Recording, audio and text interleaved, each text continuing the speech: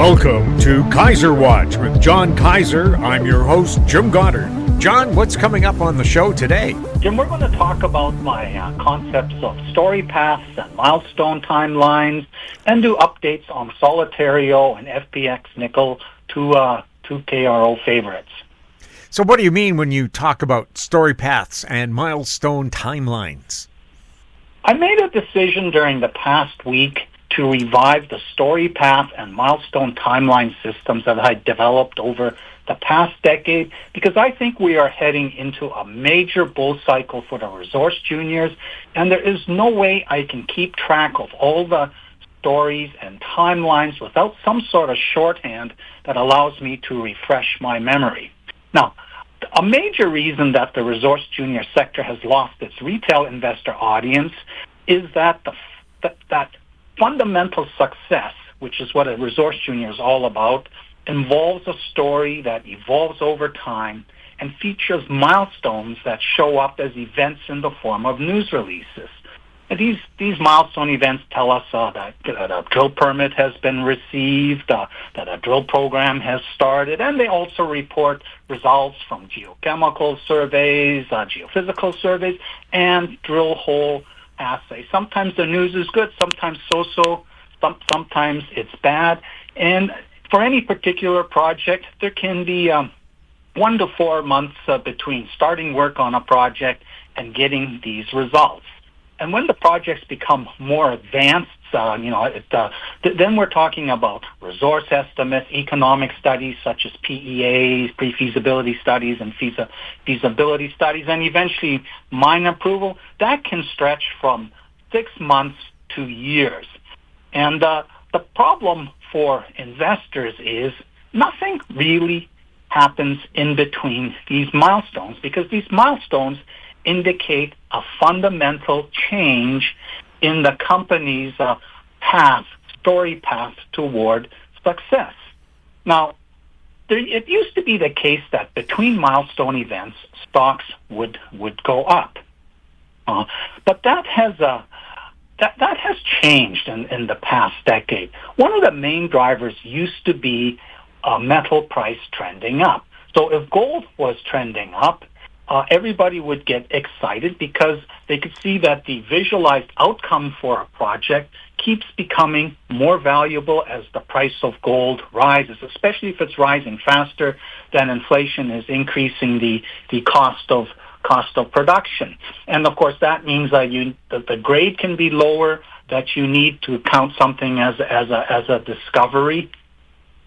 But the most recent version that we had of this, it was the lithium carbonate run in 22 to 23, when it went from below being $3 a pound for lithium carbonate up tenfold into the $30 to $35 a pound range. And that got the market pretty excited. But for those people who understood the nature of lithium demand growth from the electric vehicle sector and the nature of existing brine and bedrock pegmatite-hosted lithium resources, we always knew these levels were not sustainable. And we know that $10 to $15 a pound is a long-term range where the industry will get all the lithium that it will need if the EV sector continues to grow. But then, thanks to oversupply and a slowdown in EV growth, the price of lithium carbonate crashed in 2024, and it's now below $5 a pound, where nothing really can be mobilized profitably to supply future EV demand. And for observers of this sector, we're now dealing with a kind of a cry wolf syndrome. Gold at $3,000 plus, it's in record territory. At $3,300, it's up 100% in real price terms. If you take $400 in 1980 and inflation adjusted to the present, we should be having a bull market in the resource junior sector, especially juniors focused on gold, in particular ones with ounces in the ground that have had some sort of economic study done where you can adjust the costs and sort of see, wow, at $3,000, these deposits deserve to go into production. But we are just barely seeing an uptick in these in the pricing of stocks like Vista Gold Corp And so this whole idea of a rising metal price, it no longer seems to motivate retail investors with regard to the resource junior sector. Now, another reason resource juniors in the past used to be able to rise in between milestone events was that promotion was done. In the old days, the company would have a boiler room with banks of phones and lots of employees cold calling investors, getting them excited about a particular junior. And at the same time, the brokerage industry, the brokers who specialized in resource juniors, they would also be calling up their clients and pitching them on a story that's running. So this kind of created an anticipation cycle. Yes, results are coming up. The events, the assays are due in about a month. Everything's looking wonderful, blah, blah, blah, and the stock would rise in between. But structural changes in the brokerage sector and the arrival of the Internet have killed these old methods. Now with the Internet, you know everything that is to know. There are no lies or anything. The new method is to pay some influencer to tell a story to their audience through their social media. Usually their audience has signed up for free. And the problem with this is everybody can see this has happened. If there is a flurry of buying, insiders there in the background are busy selling into the buying, and there's a whole new army of predatory trading groups who sell short into it because they understand the event milestones may be a month away and probably will have not so great news. So they know that none of this type of influencer pushed buying has any sustainability. So that right now is not happening at all either. And in the good old days, there also used to be something called an area play, where in between milestones, if there was one major company that was the discovery leader, every time they produced something that expanded the story, made it bigger and better, and their price went up, you would see buying enter all the other area players that are connected to this same particular story. But these days, when a junior does make a major discovery, they usually tie up all the relevant ground before the news is broken to the public. So it's tough for other juniors to really get into an area play and be part of that story. And there's also the problem is that this market has become, despite the loss of audiences, it has become much more efficient in assessing a new discovery. And so you see full valuation of the discovery junior quite rapidly. And that's a problem because what drives an area play psychology is the relentless, continuous expansion of value for the emerging discovery rather than an instant repricing, and then everybody else is just an also-ran and the story's over. You do not have the recycling of people who are selling the stock that's going up, buying other ones, because once the stock has gone fully valued and people sell, well, they don't really feel like they left anything on the table. It's when you are selling a rising discovery along the way that you say, oh, that was dumb of me. I sold too soon. And so you buy the other one that's going to be a Me Too type junior.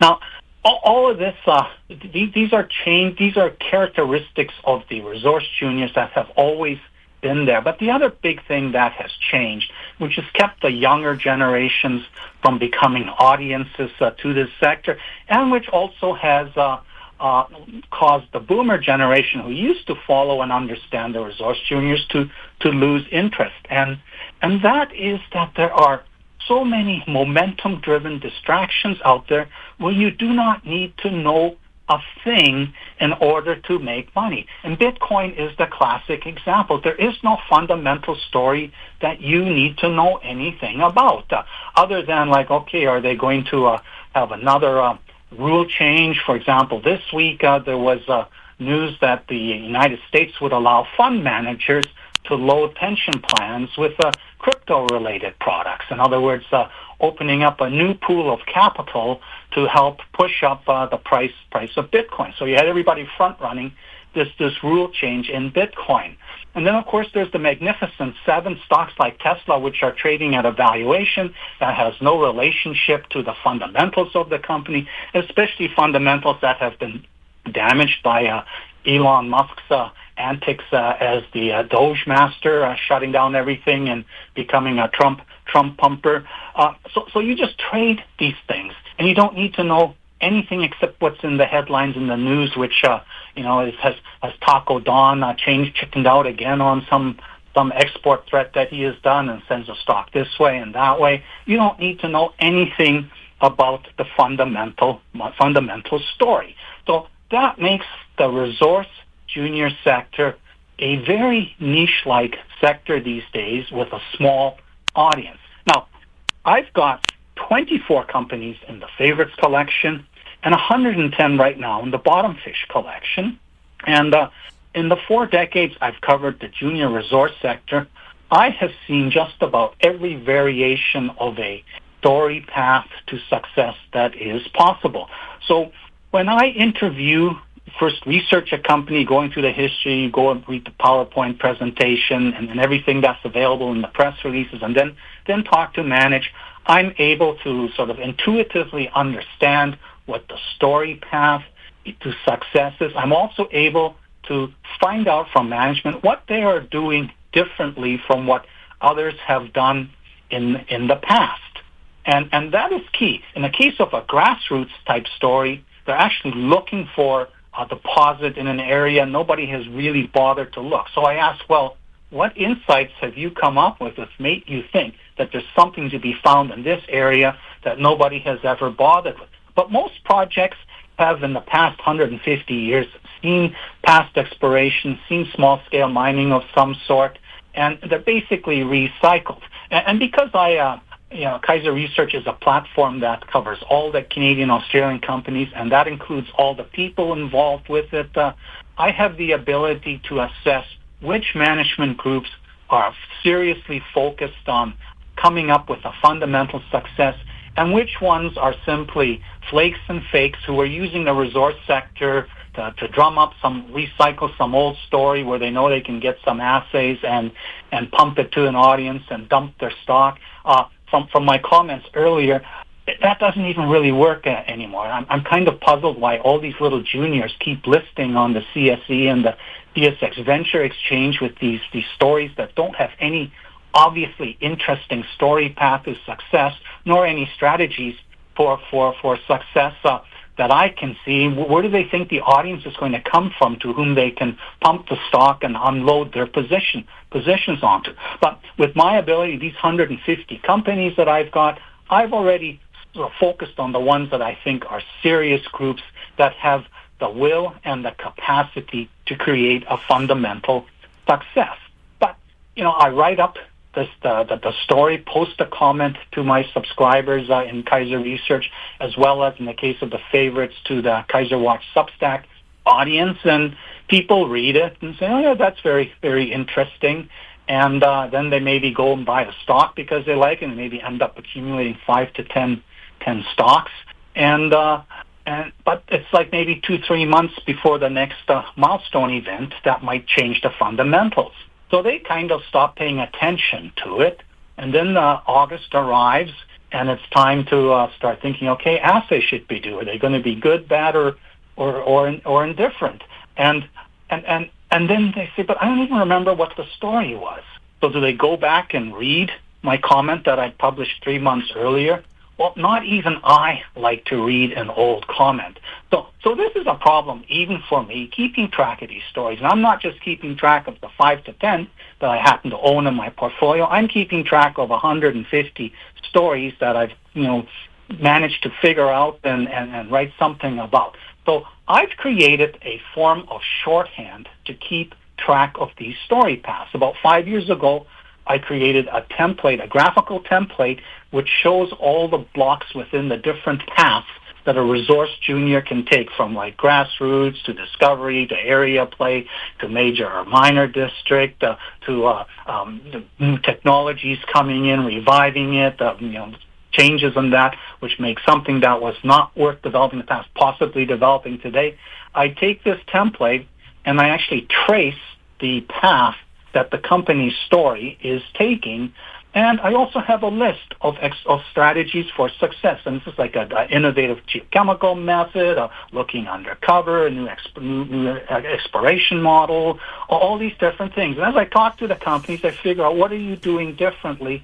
And each of the final destination blocks has the kinds of strategies for success that are possible for that. And I circle this with a red circle. And so that when I look up this, I can see instantly recover what the conceptual story path is. And so I've done this with Endurance Gold. Last week I talked in detail about the Reliance project, and you can go read it all that. I myself probably don't want to reread it, but I did this story path chart, and then within my database system, I also wrote up a brief description where you have the facts and the specific things mentioned, because conceptual is one thing, knowing the specifics is another thing. So that can be screenshot and saved and posted to, it shows up in the Kaiser Research company profile in the project section. But I can also post it to the Kaiser Watch Substack, and I've done that for Endurance. And as far as the milestones are concerned, when I talk to a company, I find out when do you expect to get this, when I do that, and I've developed a system where I can say, okay, drill program starts in March of 2025, assays are expected in August, and I've set it up so that I can read quickly what it is that the company's expecting to accomplish, when it is due, and I've set it up so that every night when the website updates, if it rolls into that time period when we expect assays, it turns yellow. And if we roll past it, it turns red. So this is a visual way for me to just scan all these companies that I'm following, pick up what the story path was, and also see the timeline. Oh, it's time for one of these events that might move the market up or down. And so I've created this shorthand, and this week's episode has the timeline and the story path for Endurance Gold's Reliance project, so that it is easy for people as they get bored waiting until July, when we first hope to see the assays from the drilling that started in May. This will be a way to recover it very efficiently. I think we are heading into a major bull cycle. They say sell in May and go away. We are not yet in a full-fledged bull market for the resource juniors, but we're starting to see the signs of bottom fish and favorites slowly lifting out of the bottom sort of ruts that they're stuck in. And this summer could actually be quite interesting. It may not be time to where you wait till September to come back and see what's happened. I think we will see the resource junior bull cycle evolve during the summer. And I've rearranged the Kaiser Watch Substack homepage so that the general comments are in one place, the favorites comments on another, and whatever few bottom fish I've done sneak previews off there in a separate place. And it should be much easier for people who decide to follow or even subscribe to Kaiser Watch Substack to keep track of all these stories that are largely in a fermentation mode right now, but I think are going to blossom over the next 12 months. What has Solitario got planned for its Golden Crest project this year? Well, Solitario Resources Corp has started drilling at the Golden Crest project on May 27th was the official date that they are starting. And they are right now focused on the Golden Crest plan of operations. They are first going to go to the what they call the Land's End target, where they hit the lower Deadwood last year in hole 8. This was not really, underground mineable grades that they had, but it's very similar to the lower Deadwood formation in the Wharf system that Coeur Mining is currently open pit mining and heap leaching. That deposit there had about 3 million ounces at an average grade of 1 ounce per ton, removed through underground mining over 100 years ago from structures that passed through this calcareous sandstone horizon, the lower Deadwood, which sits underneath a shale-like middle Deadwood formation that acts as a kind of a cap. So the purpose, they can only drill 3 more holes. This is the way the U.S. Forest Service permits drilling platforms, 4 holes per platform.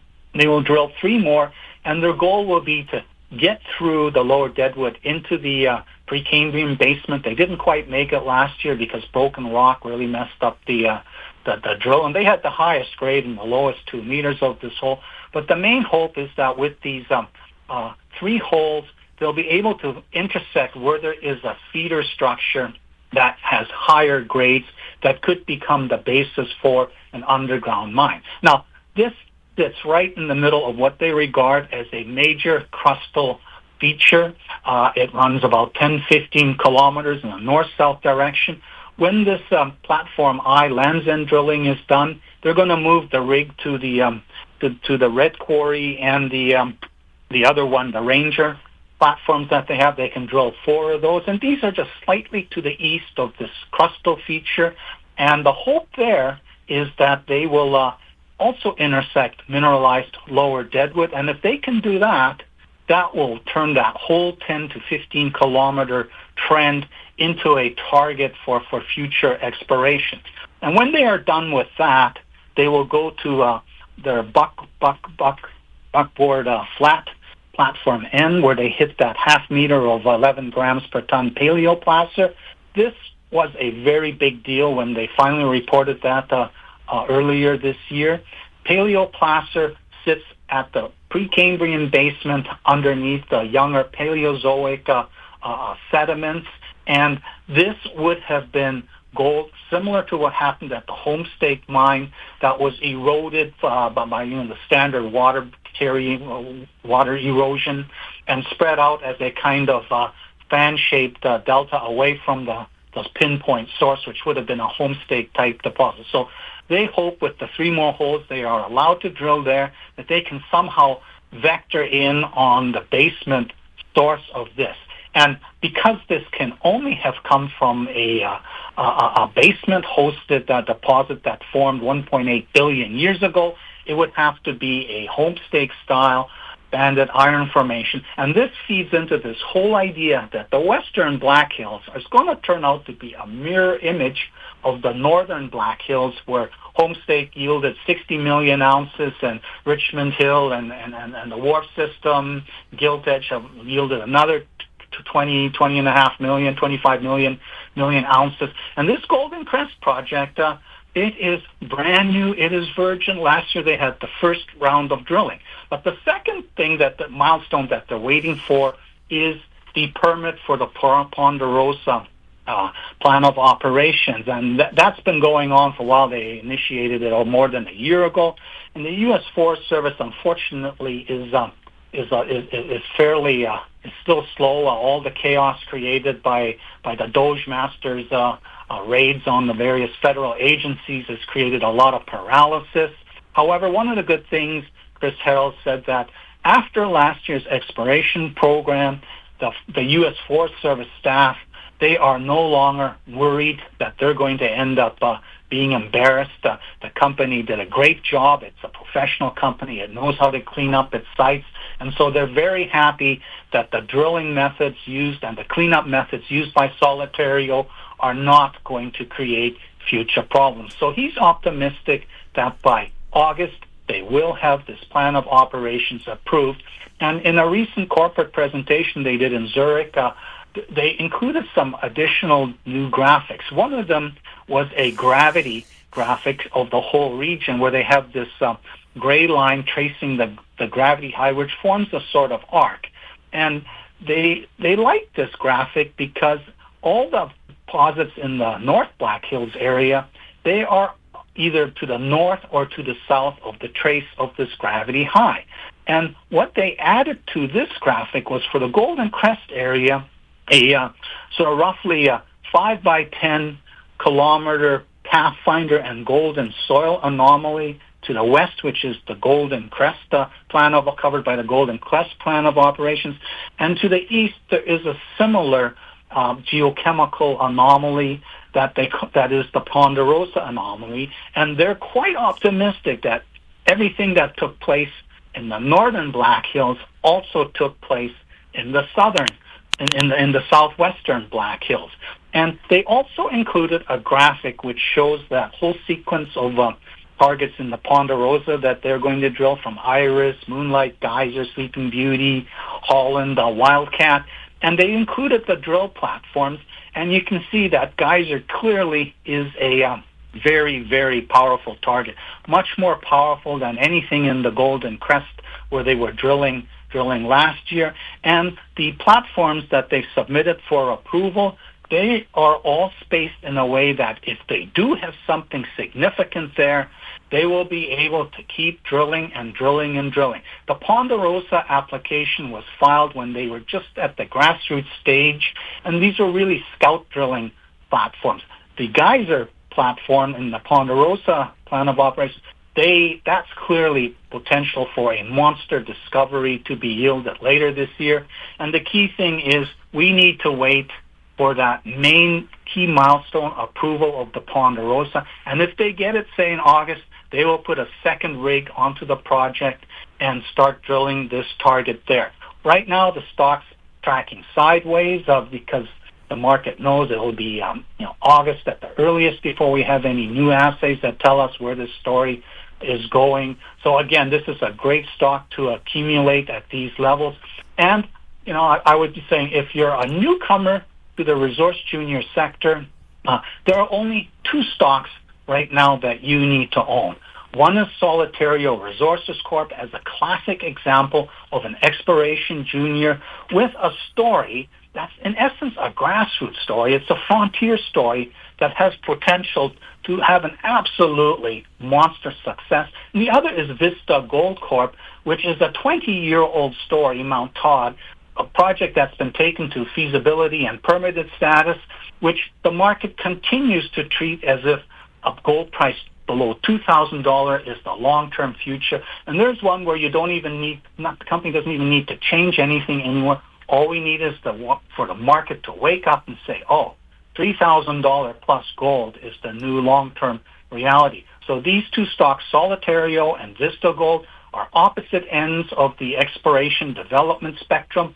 Buy those. They're listed on the New York Stock Exchange Amex division, which means anybody and everybody who is an American can easily buy, including people for a Robinhood account. These two stocks, put those in your accounts to teach yourself how this sector works and be rewarded for learning how it works. What did the recent news by FPX Nickel about its CO2 Lock story mean? Well, FPX Nickel Corp is now stuck in the value trough of the exploration development cycle, which most people call the Lassonde curve. This is where all this engineering, feasibility study work, upgrading the proven and probable work is being done, and also environmental-related permitting is done. They expect to enter the environmental assessment cycle later this year, and they hope to have a certificate, basically mine approval, by the end of 2028. So from the fundamental point of view, there's not much which is changing from the Dakar project, which is also handicapped by the fact that at nickel below $7 a pound, that project is not going anywhere. Now, its future hinges on the idea that the market will eventually once again care about ESG stuff like your metals being clean. With the Trump administration, dirty everything is fine. We don't care so long as it's cheap as possible. So Indonesia's dirty coal plant-fired nickel output, 60% of global supply, it is now setting the price for nickel in the world. It's forced sulfide mines in Australia to shut down. It puts pressure on the HPAL laterite operations. And it, of course, makes the Dakar project, which is dealing with a 0.12% nickel grade, makes it very, not worth developing. So it's really a long-term bet on that. The EV sector will come back to life in a couple of years. Say if Toyota does deliver a solid-state battery with a car that has the affordable price and the long range and fast charging times that the mass market wants for its electric vehicles, as opposed to elites for whom it is a second or third car that they don't need to use all the time. And if this does happen, it's kind of a long-term bet that EVs will rule the future, that internal combustion engines will fade to the sidelines, and in the meantime, it's boring. But they had this other division. In 2022, they created something called CO2 Lock, and this was a byproduct of work that they had done on the peculiar type of ultramafic deposits that host the Baptiste deposit, and it's several billion tons of low-grade nickel mineralization, which at $9 per pound is worth developing, and it can be converted into nickel sulfate, which is the form that the car makers need for the lithium-ion battery that uses nickel in the cathode.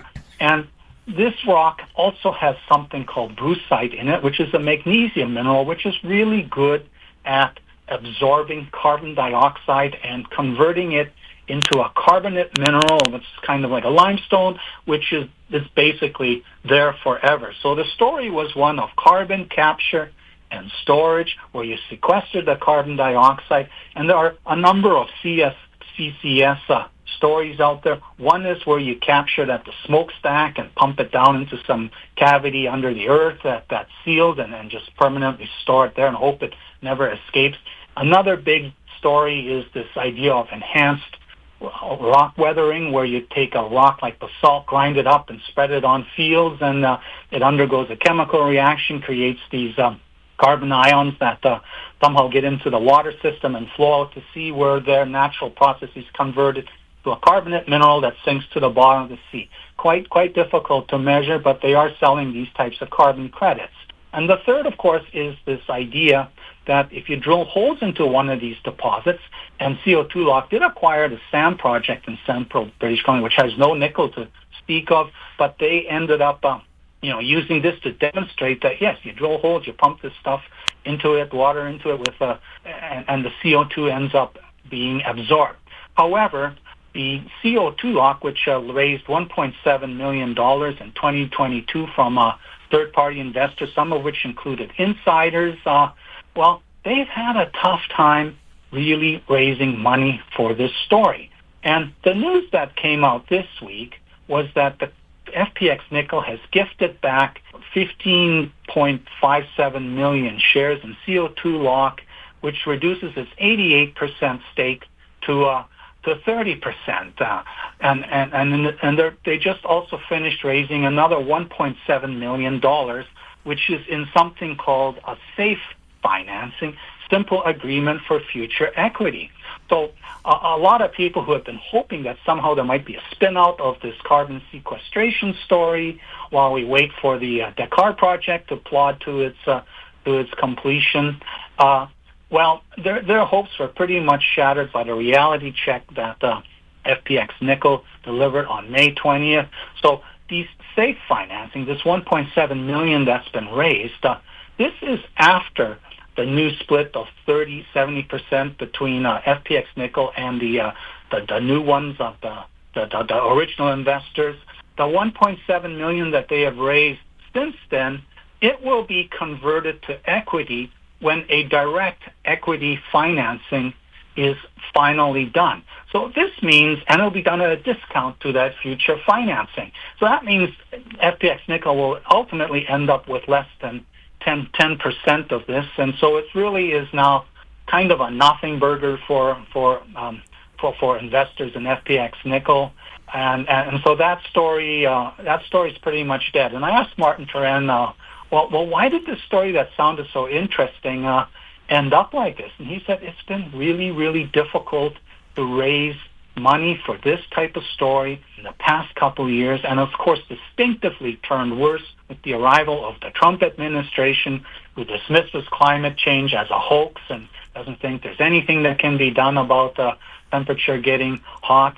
And the types of audiences they've been looking at, Silicon Valley type venture capitalists, they've all sort of looked at FPX's big stake and said, well, what did you contribute to this other than an idea? There's no intellectual property that you provided. You just had this idea. Even the SAM project, which CO2 Lock acquired, they did that on their own. So they said, if we're going to put more money into this, we need your share to be cut back since you're not contributing anything. So FPX Nickel bit the bullet, gifted back a big chunk that reduces it to 30%, and when the safe financing is eventually converted, it'll end up with less than 10%. So it's kind of disappointing that we are not going to get any upside from this story, but that was kind of to be expected given where the whole attitude towards ESG has gone in the United States and the indifference, the whole idea of carbon capture and storage. So FPX Nickel continues to be a long-term bet, big picture bet that Indonesia nickel supply will not dominate the world. There will be a geopolitical rupture between the United States and China, which carves off that part of the world and makes Indonesian nickel unavailable.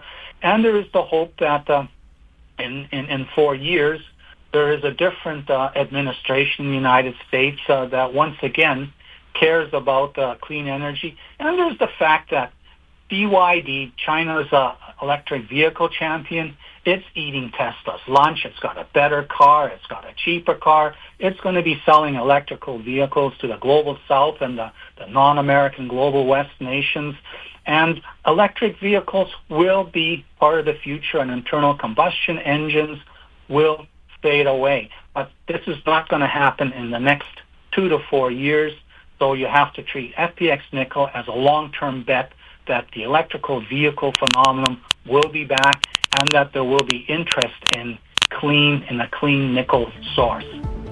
John, thank you so much for the update. You're welcome, Jim. We've been talking with John Kaiser. I'm Jim Goddard. Comments made on Kaiser Watch are an expression of opinion only and should not be construed in any manner whatsoever as a recommendation to buy or sell any financial instrument at any time. Archived online at kaiserresearch.com.